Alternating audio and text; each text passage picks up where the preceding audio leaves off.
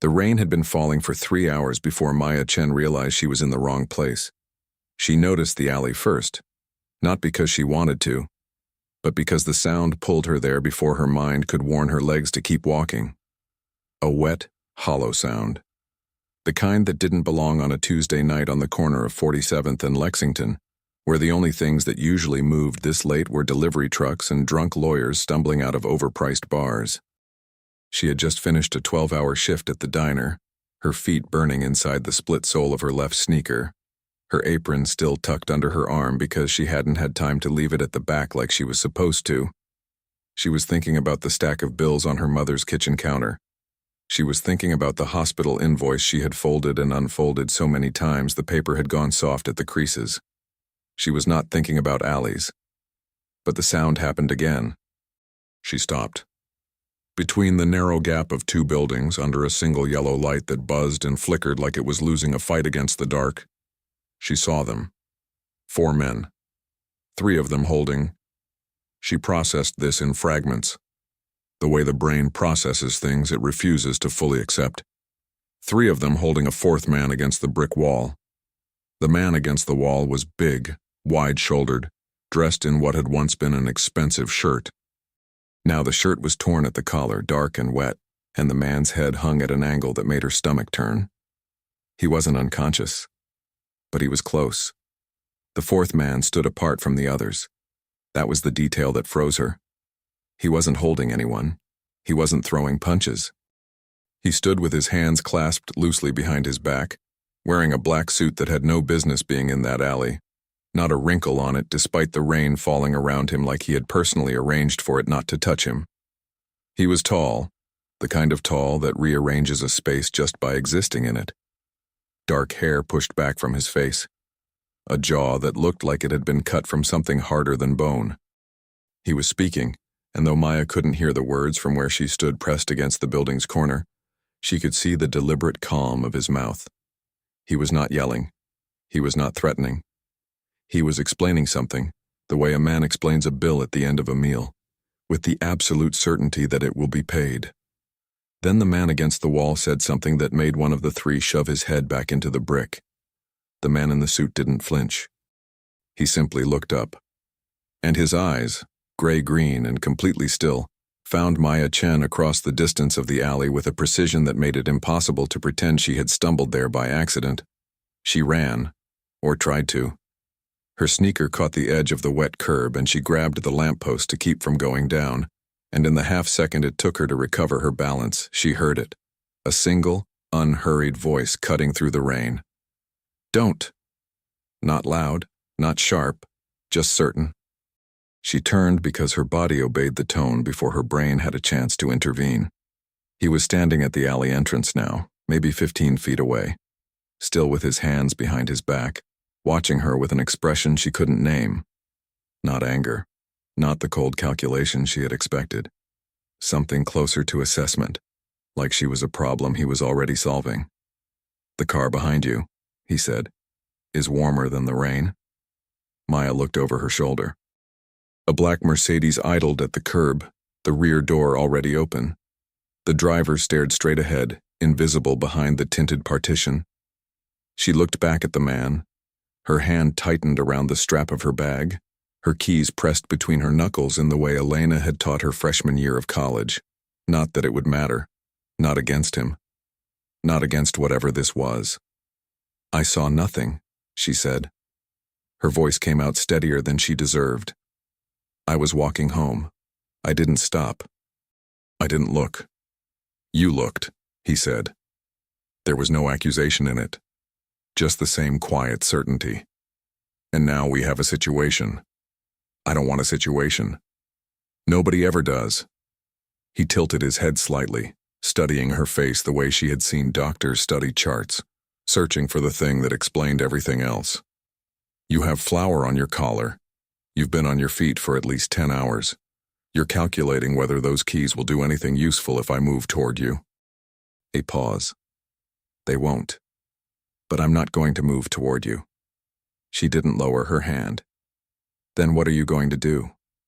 Something shifted at the corner of his mouth. Not quite a smile. The suggestion of one maybe. The ghost of an expression that had gotten very good at staying hidden. "I'm going to buy you dinner," he said. Maya stared at him. The rain tapped against the asphalt between them. Behind him she could see the alley had gone quiet. The men, the other man, all of it dissolved back into the dark as if it had never existed. "You're insane," she said. "That's been suggested before."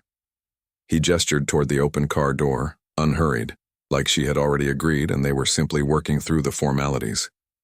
"You're cold and you haven't eaten since your break at—" He glanced at her. 2 in the afternoon, if I had to guess. "The restaurant I have in mind has a coat check, a private table, and a chef who trained in Lion." Another pause.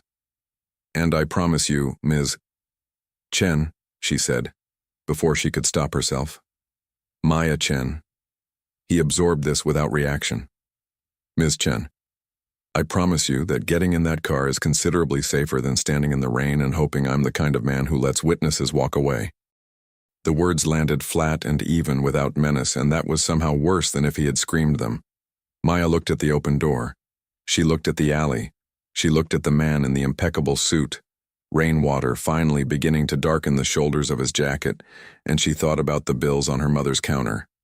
She thought about the 12-hour shift, and the split sole, and the keys between her knuckles that wouldn't do anything useful. She got in the car. The door closed behind her with the solid, pressurized quiet of something extremely expensive sealing shut. The leather seat was warm. The rain disappeared. Through the tinted window, she watched him exchange 3 words with Marco. She didn't know his name yet, didn't know any of their names. And then he walked to the car with that same unhurried certainty, like the world arranged itself around his pace instead of the other way around. He sat beside her, not too close, hands folded on one knee.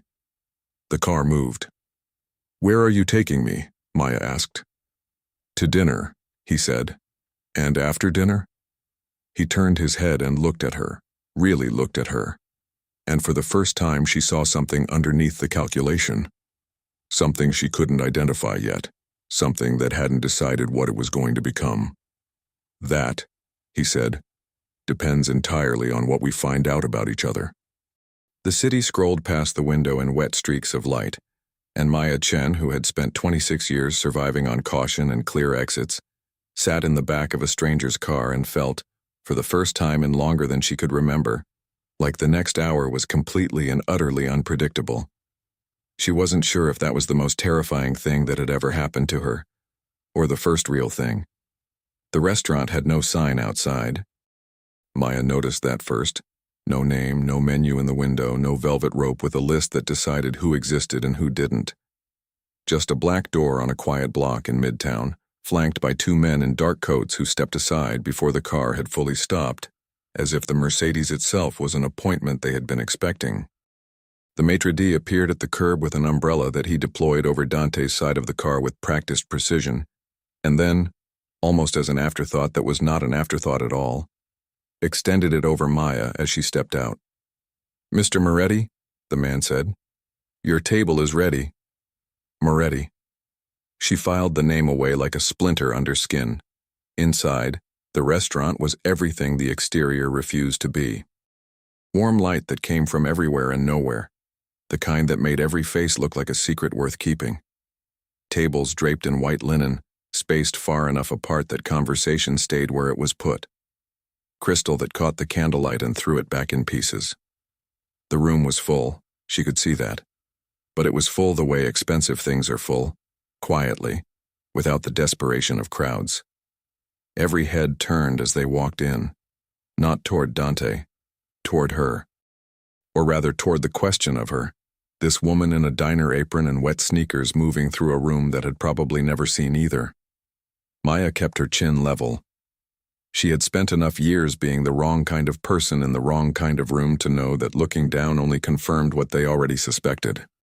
She looked straight ahead, focused on the table in the far corner, the one with the slight elevation and the unobstructed view of the entire floor, the one that had clearly been his long before tonight. He pulled out her chair. She sat, because refusing felt like a performance she didn't have the energy for. "They're staring," she said, once he had settled across from her, and the maitre d' had vanished with the discretion of a man paid very well to not exist. They always stare, Dante said.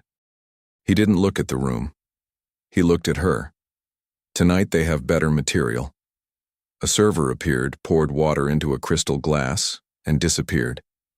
Another appeared with a menu she didn't open, because the prices weren't listed, and that meant the number of hours she would have to work to cover a single appetizer was a math problem she'd rather not do in public. "Order whatever you want," he said, reading her exactly. "I'm not hungry. You haven't eaten since 2 p.m. Stop knowing things about me." Something moved behind his eyes. Not quite amusement, not quite respect. A third thing that didn't have a clean name yet. He picked up his own menu, scanned it for approximately 4 seconds, and set it down. "The branzino," he told the server who materialized at his elbow. "And the linguine for the table to start.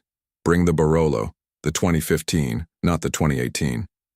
He glanced at Maya. "Unless you prefer white." "I don't drink." "Sparkling water, then." "And bring the bread." The server evaporated. Maya folded her hands on the table and looked at the man across from her.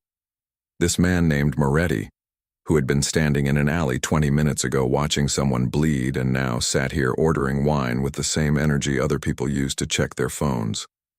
"Are you going to tell me what I actually saw tonight?" she asked. "A business dispute," he said. The man's face was against a brick wall. "Business can be physical." "Is he alive?" Dante looked at her steadily. "Yes." "Is that the truth or the version of the truth you've decided I can handle?" A pause, longer than the others. He turned his water glass a quarter turn on the tablecloth, watching it, and she had the distinct feeling she had just passed some kind of test she hadn't been warned about. "Both," he said. "In this case, they're the same." The bread arrived. Maya took a piece without thinking, because her body had decided that if her brain was going to keep doing dangerous things, it was at least going to eat while it did them. The bread was warm and had rosemary in it, and was the best thing she had tasted in recent memory, which felt like information she should keep to herself. She didn't keep it to herself. Her eyes closed for half a second. When she opened them, Dante Moretti was watching her with an expression she had not seen on his face yet. Unguarded. Quick. It was gone almost immediately, replaced by the usual calibrated stillness. But she caught it. "You cook?" she asked, because she needed to say something, and that was the safest option available. "No." "Then how do you know what good food tastes like?" "The same way I know most things," he said. "I pay attention." The linguine came. She ate more of it than she intended to. He ate with the unhurried focus of a man for whom meals were not stress, which struck her as possibly the most alien thing about him so far. They talked. She wasn't sure when it started, only that at some point the conversation had moved from hostile to something she didn't have a clean word for. He asked about the diner, not with the patronizing curiosity of someone slumming, but with specific questions. How long? What neighborhood? What the morning rush looked like. She asked about the suit, about whether he ever wore anything that wasn't designed in a country she couldn't afford to visit. He said once in college he had owned a hoodie from a gas station in New Jersey, and he said it with the kind of straight face that made her laugh before she could decide not to. She hated that she laughed. She hated more that he noticed, and that noticing it made him look like a man who had just found something he hadn't expected to find. The plates were cleared. The candles had burned lower. At the tables around them, conversations had resumed, the staring absorbed back into the normal business of the evening. Maya was aware, in the way she was aware of everything, which was to say constantly and against her will, that she had been in this restaurant for nearly 2 hours and had not once checked her phone or thought about the bills on her mother's counter.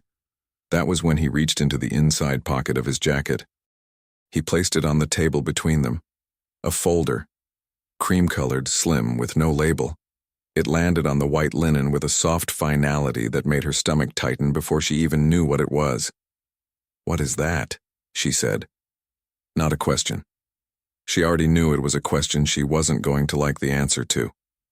"A contract," Dante said. Maya looked at the folder. She looked at him. She looked at the folder again. For what? He was quiet for a moment, the specific quiet of a man who has rehearsed something and is deciding at the last second to say a different version of it. Marriage, he said. The word sat between them like a third person at the table. I'm sorry, Maya said. Her voice was very calm. I think the noise in here is doing something to my hearing, because I thought you just said marriage, he repeated. A contract, 12 months. You maintain your life, your work, your routines. You have access to accounts, security, and every resource I have. At the end of the term, you walk away with $1 million and a signed dissolution. No conditions. Maya pressed both palms flat against the table. You are insane. You've established that. I mean clinically. I mean there is something neurologically. 3 weeks ago, he said, and his voice shifted, not softer but more direct, the way a man speaks when he stops managing a conversation and starts having one. Someone sent a message to my organization by targeting witnesses to our operations. 2 people. Neither of them walked away. He held her gaze. You walked away. That makes you a liability I cannot leave unprotected, and a woman I am not willing to let become a statistic. The room felt quieter suddenly, despite nothing having changed. You're saying I'm in danger, Maya said. I'm saying you were in danger the moment you stopped on that corner. I'm saying that danger has a specific shape, and the most effective way to neutralize it is to make you someone that shape cannot touch. And a wife of yours is untouchable. Nothing is untouchable, he said, but a wife of mine comes close. Maya looked at the folder. She thought about the 2 people he had mentioned, neutrally, without drama, the way accountants mention figures, and felt the information settle into her bones with a cold that had nothing to do with the restaurant's temperature. She thought about her mother's hospital room, the smell of antiseptic and the soft beeping that had become the background music of the last 8 months.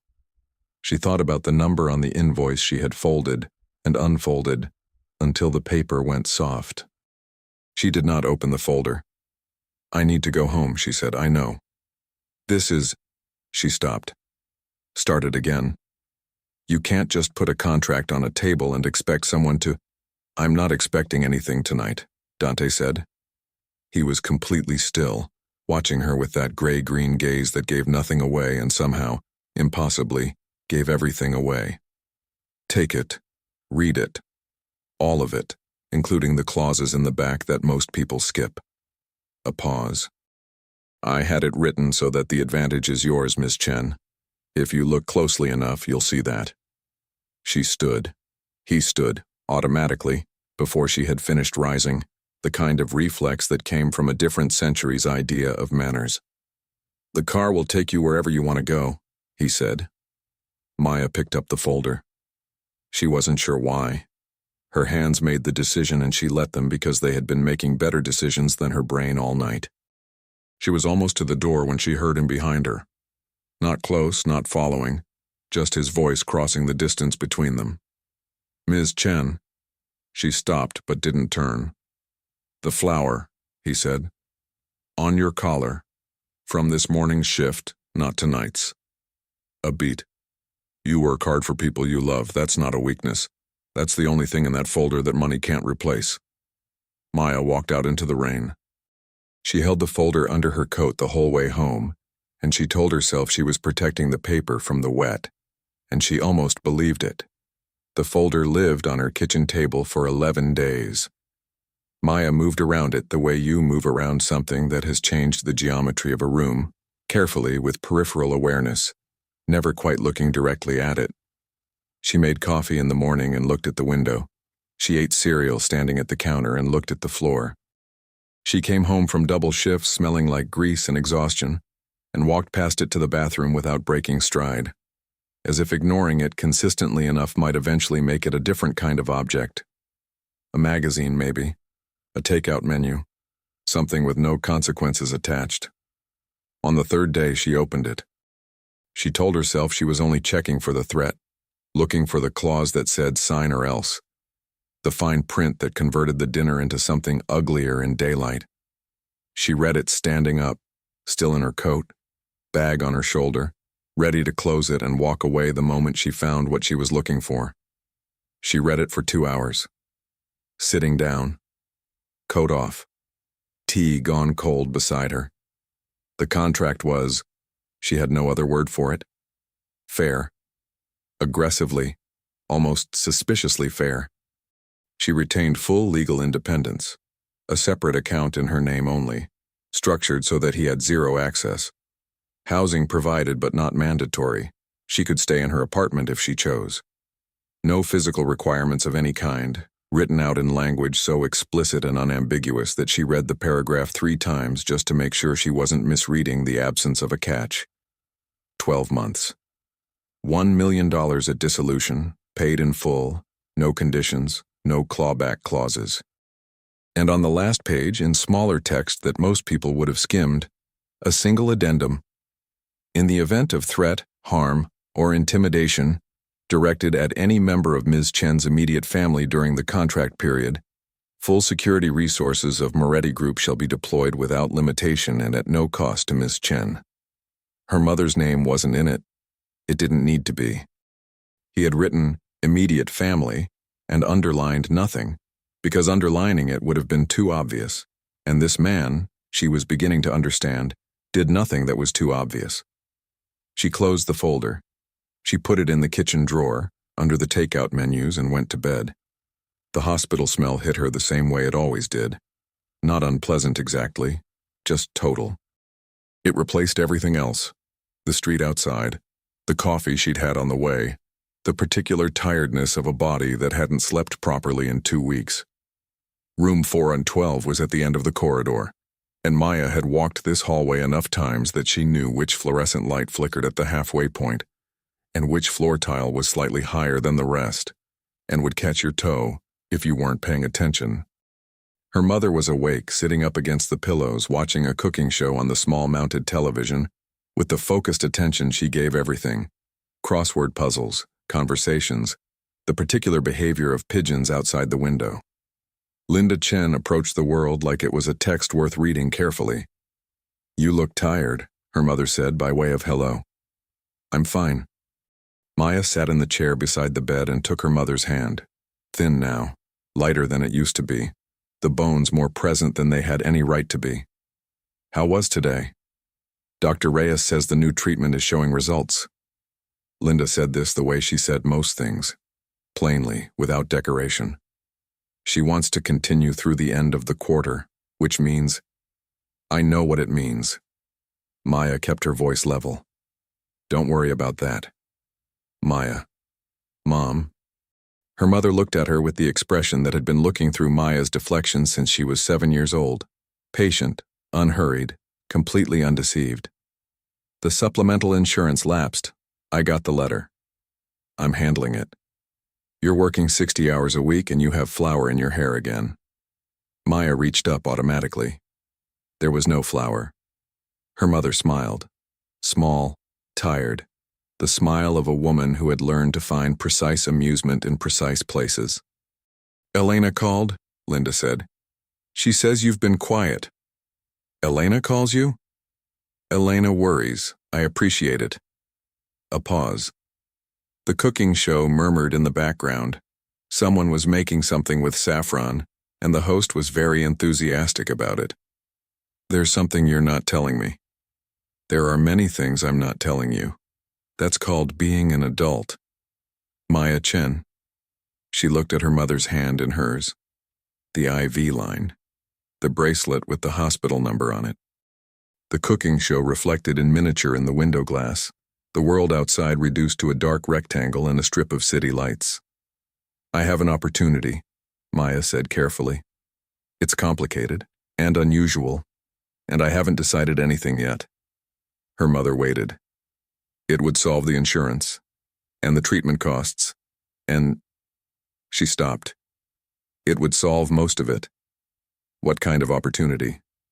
"The complicated kind." Linda Chen studied her daughter for a long moment.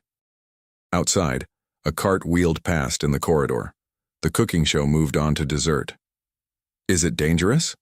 her mother asked. Maya thought about a man in an alley, a contract with her protection written into the footnotes, a face that had looked at her across a restaurant like she was the answer to a question he hadn't known he was asking. "I don't think so," she said. "Not the way you mean."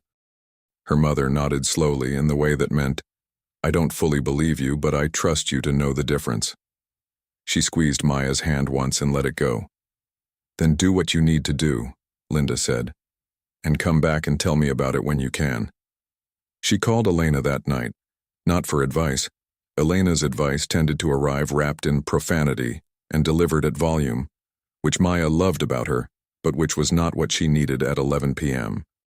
Sitting on her bathroom floor with the folder open on the tile beside her. She called because Elena was the only person she knew who would listen to the whole thing without interrupting, and then ask exactly the right question at the end. She was wrong about the interrupting part. "He put a what on the table?" "Elena. A contract. Like a business deal. Like you're a Elena. Acquisition. Elena." Maya waited. On the other end of the line, she heard her friend pull in a breath and physically restrain herself. "Thank you. I'm going to need you to tell me this man is ugly." "He's not ugly." "Maya. He's objectively—" She stopped. "That's not the point." "That is absolutely part of the point." Elena's voice shifted, lower, more serious, the voice she used when she stopped performing and started thinking. "Okay, walk me through the contract again, the actual terms." Maya did. All of it, including the footnotes.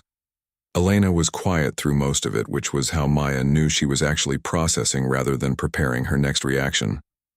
"The family protection clause," Elena said finally. "That's not standard." "No. He put your mother in there without putting your mother in there." "Yes." Silence. Then, "Maya, I need you to be honest with me. When you were in that restaurant, when he was talking, did any part of you—" "No," Maya said. "Too fast." She heard Elena hear the speed of it. "Okay," Elena said gently, which was worse than if she'd pushed. "Okay." They stayed on the phone for another hour without talking about it again, which was its own kind of answer. She called the number on the last page of the contract on a Thursday morning, 12 days after the dinner. Not from desperation. She had examined that impulse carefully, turned it over in the light, checked it for the particular shame weight of having no other options. It wasn't that. The diner had offered her a supervisor position that would have covered most of it, not all but most. And she had held that option in her hand the same way she had held the folder, testing the weight of each. She called because she had read the contract 4 more times and found nothing in it that asked her to be less than herself. She called because the footnote about her family had been written by someone who understood that the most effective leverage is not a threat, it is a promise. She called because somewhere in the space between the alley and the restaurant, and the 11 days of silence, she had made a decision she hadn't fully admitted to herself yet, and calling was simply the action that matched the decision she had already made. The phone rang twice. "Ms. Chen." No surprise in his voice. No satisfaction either. Just recognition, the sound of a man who had been waiting without allowing himself to wait. "I have questions," she said. "I expected you would." "Not over the phone." A pause. "Tomorrow evening, same restaurant." "Somewhere less." She looked for the word. "Observed." Another pause. Longer. "My building. 42nd floor. Marco will meet you in the lobby." "If I walk in there and anything about this feels different from what's in the contract." "It won't." "I'm not finished. If anything feels different, I walk out and we agree that we never met and the folder goes in the recycling and this is over." "Agreed," he said without hesitation, without the microsecond of calculation she had expected. She hung up. She sat for a moment in the quiet of her apartment, the folder on the table in front of her, her phone face down beside it. Through the window, the city did what it always did. Moved, regardless, indifferent to the particular decisions being made in particular apartments by particular people who were trying to figure out what they were willing to become. Maya Chen picked up the folder, put it in her bag, and went to get ready. She chose her clothes carefully for the first time in longer than she could remember. Not to impress, She understood in a way she couldn't have explained that impressing him was not the variable at play here. She chose them because showing up deliberately felt like the first honest thing she could do. This is what I am, outside the diner apron and the exhaustion and the rain. Dark jeans, a clean black blouse, the ankle boots she saved for occasions that turned out not to need them. She looked at herself in the mirror for a moment. She looked like a woman who had made a decision. The 42nd floor smelled like cedar and cold air and the specific silence of height, the way sound behaves differently when the city is below you instead of around you. Marco had met her in the lobby exactly as promised, said nothing beyond this way, and delivered her to an elevator that required a key card she didn't have and didn't need because he used his. The apartment was not what she had expected, which she realized meant she had been expecting something that said, "Look at what I own." This said something else. Clean lines, dark wood and pale stone. Books, actual books, not decorative ones, the kind with broken spines and post-it flags on pages. A wall of glass looking out over the city in a way that made the city look like it was the artwork, and everything else was just the frame. Dante was standing at that window when she came in. He had changed from whatever the day had required of him. No jacket, the sleeves of a charcoal shirt rolled to the elbow, a glass of something dark on the table behind him. He looked, she thought, like a man in his actual life rather than the performed version of it. It was more disorienting than the suit had been. "You came," he said. "I said I would. People say a lot of things." She put her bag on the chair nearest the door, a habit keeping exits accessible, and took out the folder. She set it on the table between them. He looked at it, then at her. "I have 7 questions," she said. "Ask them." She asked them, all 7 in order, the way she had written them in the margin of the contract at 2 a.m. He answered each one directly, without deflection, without the layered non-answers she had expected from a man whose entire existence seemed to be constructed from controlled information. When she asked about the threat, the specific nature of it, the timeline, what neutralizing it actually meant in practice, he told her more than she had anticipated, more than was comfortable, and she understood that this too was a choice he was making. To give her the actual dimensions of what she was walking into, rather than a manageable version of them. When she finished, the city outside had gone fully dark and the lights had taken over. "One more," she said. He waited. "The protection clause, for my family." She kept her voice steady. "That wasn't in the original draft, was it? You added it." Something shifted in his expression. Not surprise exactly, but the specific quality of a man who has been correctly read and is deciding how to respond to that. "No," he said. "It wasn't in the original draft." "When did you add it?" "The morning after the restaurant." Maya looked at him. He looked back at her, completely still, giving her the time to do whatever she needed to do with that information. She picked up the pen from the table. She signed the contract. Not from desperation. Not from the slow grind of impossible bills and impossible choices and the smell of hospital corridors that had become the texture of her life for 8 months.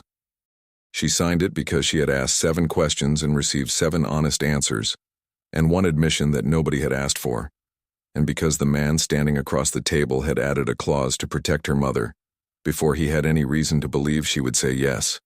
She signed it because, somewhere between the alley and this room, she had already made this decision. She just hadn't been ready to know that until now. Dante took the contract. He looked at her signature for a moment, not triumphant, not relieved. Something quieter and more complicated than either.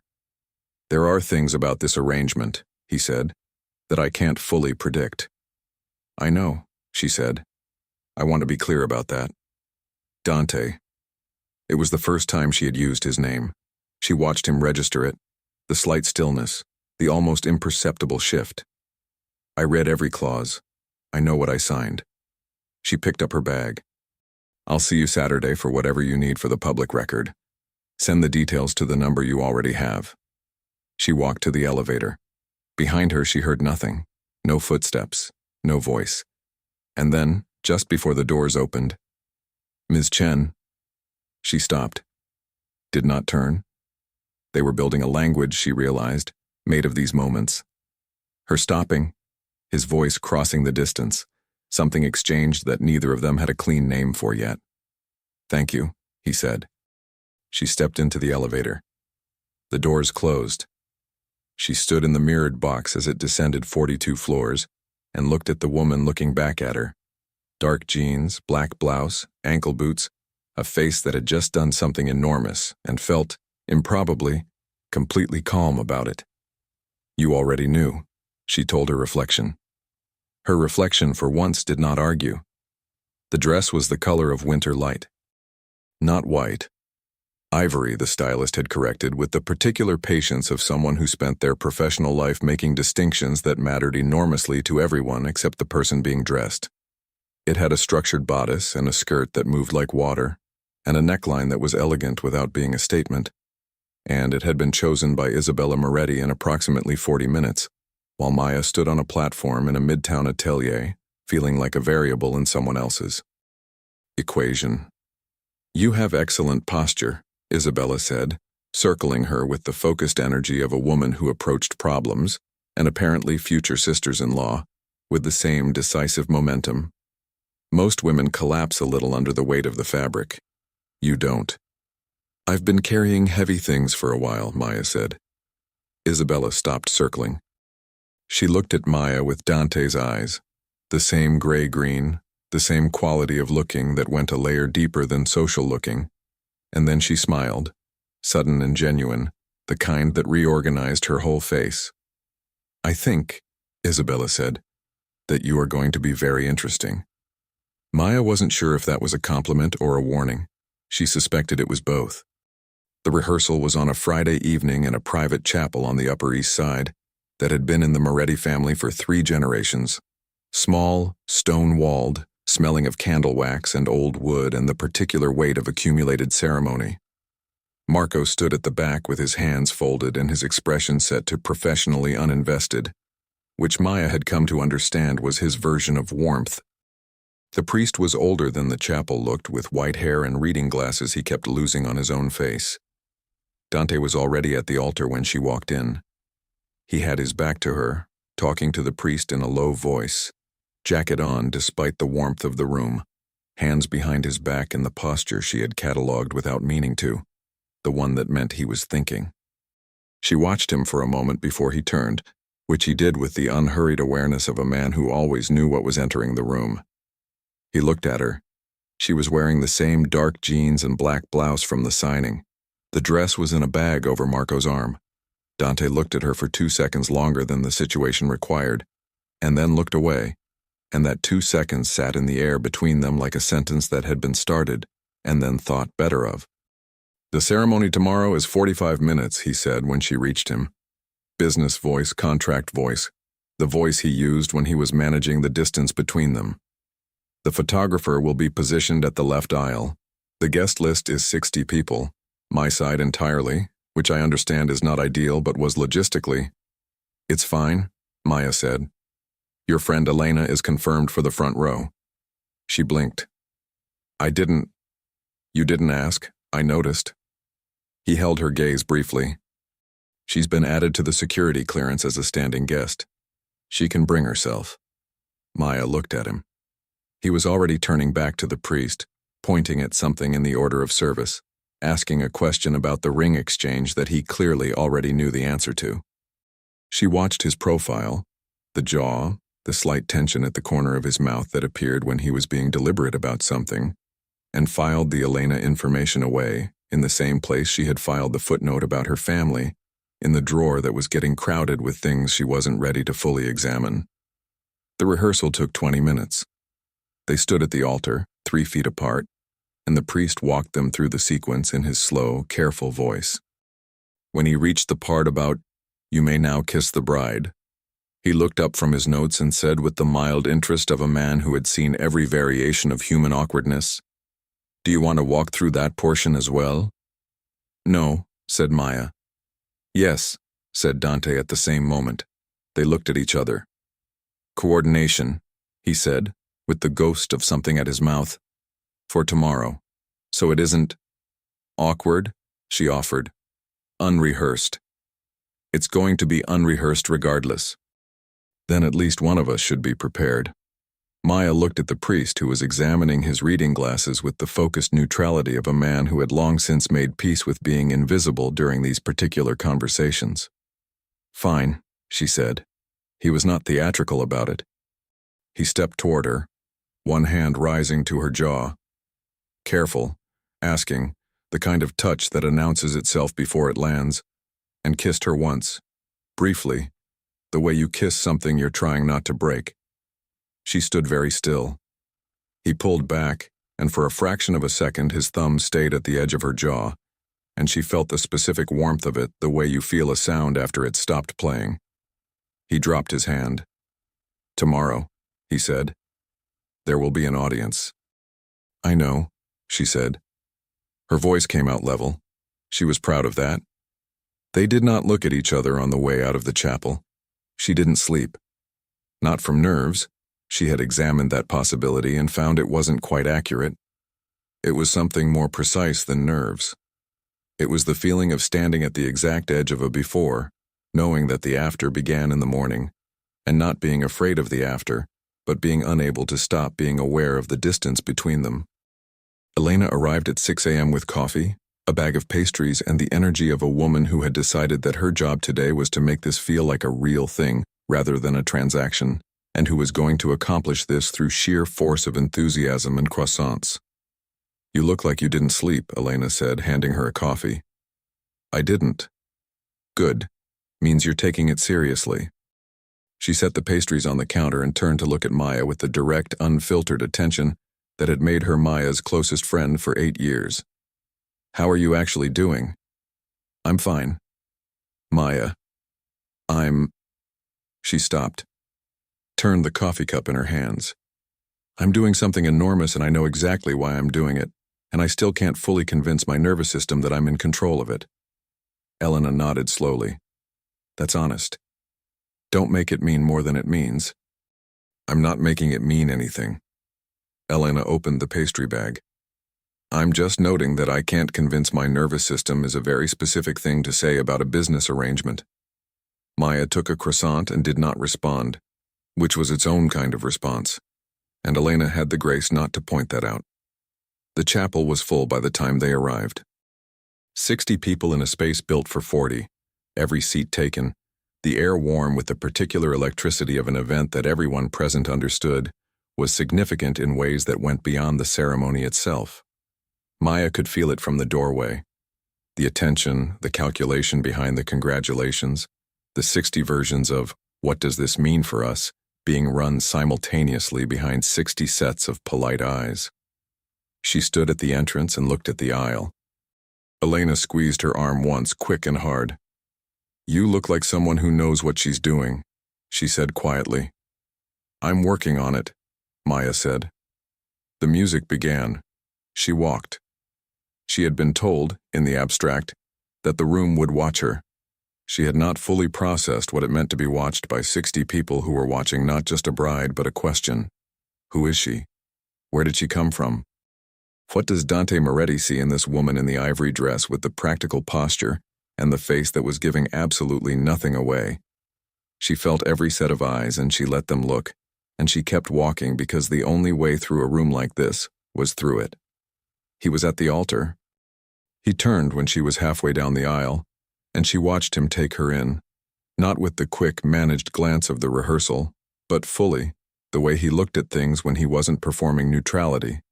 She saw it happen, the slight change in his breathing, the almost imperceptible stillness that came over him, the expression that moved through his face too fast to name, but not too fast to see.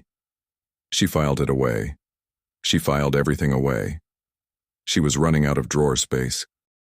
She reached the altar and he extended his hand and she took it and the priest began to speak in the slow, careful voice she already knew from the night before, and the room settled into the particular silence of ceremony, expectant, held, collective. The vows were traditional. They had agreed on that neutral ground, words that belonged to the ritual rather than to either of them. She said them clearly, without stumbling, because she had decided that if she was going to do this, she was going to do it with her whole voice. He said them with the same directness he brought to everything. No performance, no inflation, just the words landed exactly where they were meant to land. With this ring. His hands were steady. Hers were not entirely. A small tremor as he slid the ring onto her finger, a band of white gold with a single detail she hadn't noticed in the jewelry consultation. A tiny engraved line on the inside, thin as a breath, that she would only discover later was a coordinate. She didn't know that yet.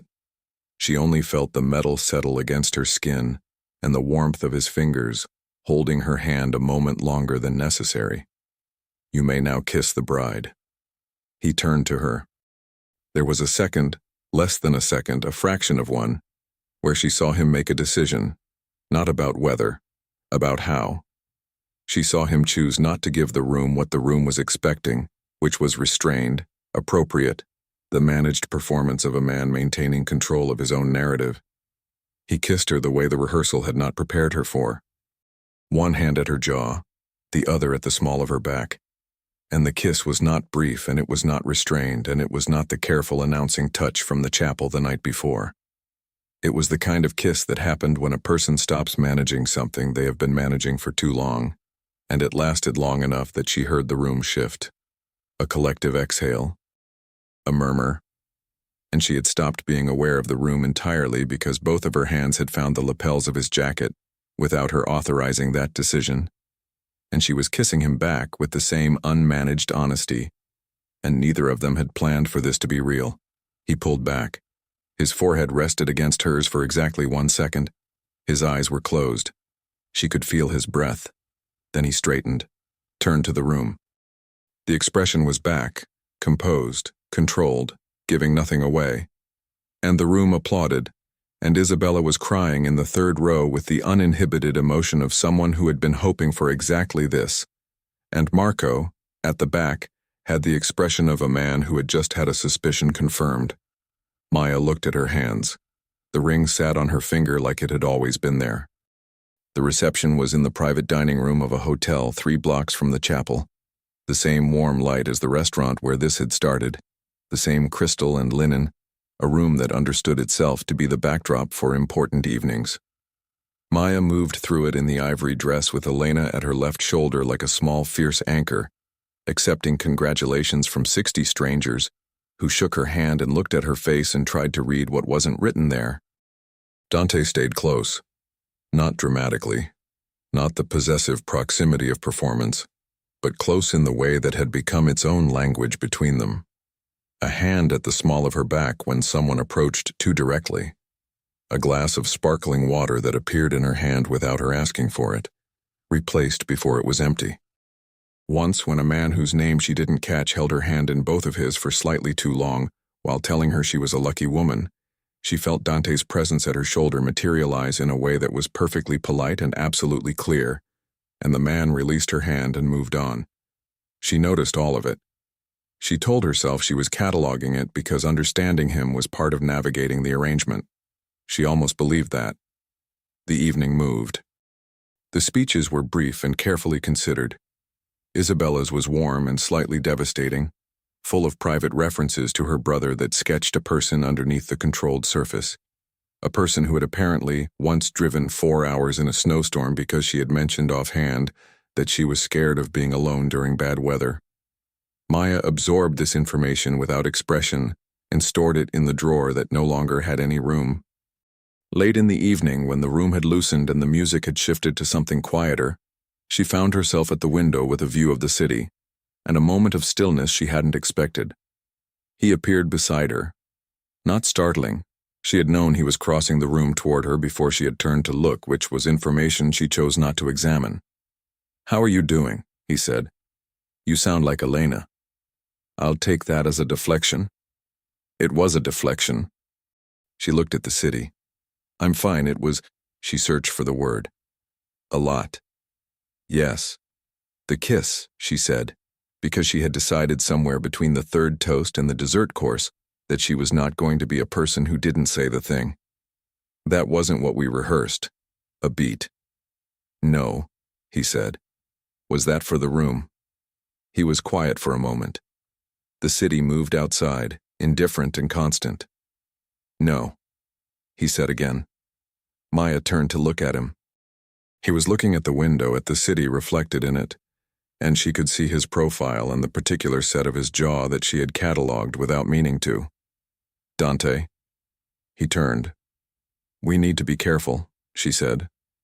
Not a warning, not a rejection, just the most honest sentence she had access to at that particular moment, given everything she was not ready to say yet. He looked at her for a long time. She watched him weigh it, turn it over, find the thing inside it that she meant and the thing she hadn't said. "I know," he said. They stood at the window for a while longer, the city spread below them, the reception moving gently behind them, and neither of them moved away. Later, much later, in the car back to the building where the guest suite she had insisted on occupying waited on the 38th floor, 4 floors below his. She sat with the ring on her finger and her head against the cool glass of the window and let herself be tired in the specific way of a person who has spent an entire day being witnessed. She thought about the kiss. She thought about... No. She thought about the coordinate she hadn't found yet, engraved on the inside of the ring and how he had put it there before she had agreed to anything, and what that meant about the exact moment when this had stopped being a contract and started being something that didn't have a clause. She looked at the ring. "We need to be careful," she had said. "I know," he had said. Neither of them, she understood now, had been talking about the contract. Maya knew the date the way she knew the coordinate engraved inside her ring, not because she checked it constantly, but because it had been living somewhere beneath her awareness for months, a quiet fact waiting to become relevant. She had found the coordinate 6 weeks into the marriage late at night, turning the ring in the light the way she turned problems over in her mind. And when she typed it into her phone, she had sat very still for a long time looking at the result. A street corner in the Flatiron district, unremarkable, the kind of block you walked through without stopping. She had not told him she found it. She had not told him what she felt when she did. That was the thing about the drawer. It had been closed for so long the contents had compressed into something dense and unmanageable, and she understood, somewhere around the 8-month mark, that the drawer was the problem. She was in the kitchen when he came home. Not unusual. She had migrated there over the months with the gradual naturalness of water finding its level, cooking things she hadn't cooked since before the hospital bills had made groceries an optimization problem rather than a pleasure. Tonight it was something with preserved lemon and olives and chicken thighs that smelled like a different version of her life, a version in which the before and after had different content than she'd expected when she'd signed a piece of paper in a room overlooking the city. She heard the elevator, his footsteps. She knew them now, the particular rhythm, the way they changed, depending on what kind of day the world had handed him. Tonight they were slower than usual, deliberate. The kind of slow that wasn't tiredness. He appeared in the kitchen doorway, jacket already off, carried over one arm, the charcoal shirt with the sleeves not yet rolled. That happened in transit, she'd learned, the decompression happening in stages between the elevator and the room. He looked at the stove, then at her, then at the stove again in the way that meant he was deciding where to put something he'd been carrying. "Sit down," she said, not unkindly. "I'm not Dante." She turned from the stove. "Sit down." He sat at the kitchen island, jacket folded on the stool beside him, hands flat on the marble. She turned back to the pan, adjusted the heat. Bought them both 30 seconds. "The contract ends Tuesday," she said. "I know. I know you know." She turned off the burner. The kitchen went quiet in the specific way of rooms waiting for the important part. "I've been trying to figure out how to say something for about 3 months and I keep arriving at the same problem, which is that I'm not sure what I'm saying and I'm even less sure what you're going to say back. And I find that..." She paused, uncomfortable, in a way I'm not accustomed to. He said nothing. She had learned that his silences were not absences. They were a form of attention, the way a held breath is a form of listening. She turned around and leaned against the counter and looked at him. "The threat," she said, "the reason for the contract, the 2 people who didn't walk away." She held his gaze. Is it still active? Something moved in his face. Not surprise. The thing underneath surprise. The thing that comes when a question you have been waiting for finally arrives. No, he said. When was it neutralized? A long pause. The city made its distant sounds outside. Somewhere below them, 42 floors down, the world moved with its usual indifference. Before the dinner, he said. The words landed in the kitchen and stayed there. Maya looked at him. She watched him watch her receive it. The careful stillness of a man who has put something irreversible on a table and is waiting to see what it costs him. His jaw was set. His hands were flat on the marble. He did not look away. Before the dinner, she repeated. Yes. So the contract was not necessary for your protection. He said it cleanly, without softening it, which she recognized as the only form of apology he knew how to make. The threat had been resolved 48 hours before I had Marco put the folder on the table. Maya breathed in slowly. She had known, not known exactly, but carried a version of this in the drawer, a weight that had no label, a shape that she hadn't wanted to name because naming it would have required her to examine everything she had been telling herself about why she was still here, why she hadn't counted down the days, why the 38th floor guest suite had stopped being where she slept after the 3rd month, quietly, without either of them making it a decision. You created a reason, she said.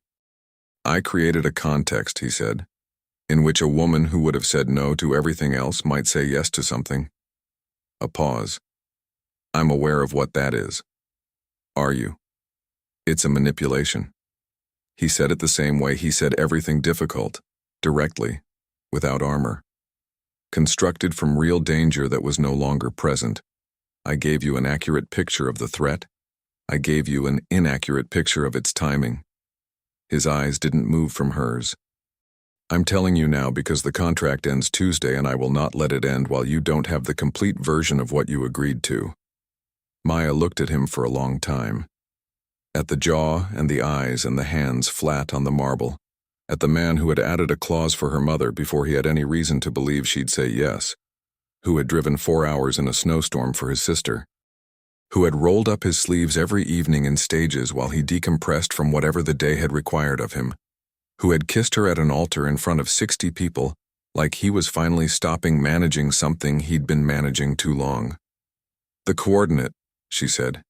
Inside the ring. He was still. I looked it up, she said. It's a corner in the Flatiron district. Something happened in his expression. Careful, braced. Yes. What's there? A pause. Nothing now. 6 years ago it was where I was standing when I understood that the way I had been living was going to cost me everything that couldn't be replaced. He looked at his hands. I have it in a few places. To remember what the before felt like. So the after has a reference point. Maya set the thought of that aside, not because she didn't want it, but because she wanted to finish the thing she had started. I need you to understand something, she said. He looked up. I signed that contract because of the clause about my family. She held his gaze. That's where it started. But I stayed. She stopped. Started again. I stayed because of things that had nothing to do with the contract. And I've been in that drawer for 3 months trying to figure out whether what I feel is real or whether it's the architecture you built around me, and I can't fully separate them, and I've decided I'm not going to be able to. She paused. So I'm choosing to stop trying. The kitchen was very quiet. What does that mean? Dante said. His voice was careful in a way she had never heard it be careful. Not controlled, just careful. The way you are careful with something you are terrified of dropping. It means the contract ends Tuesday, Maya said, and I'm not going anywhere. She held his gaze. Not because I'm trapped, not because I don't have options. Because I've sat in this kitchen for 8 months and learned what it feels like to be somewhere I actually want to be, and I'm not interested in leaving it. A pause. And I need you to understand that that is a choice I am making with full information, including the information you just gave me. He was looking at her with an expression she had not seen on his face before. Not the managed neutrality, not the ghost of something restrained.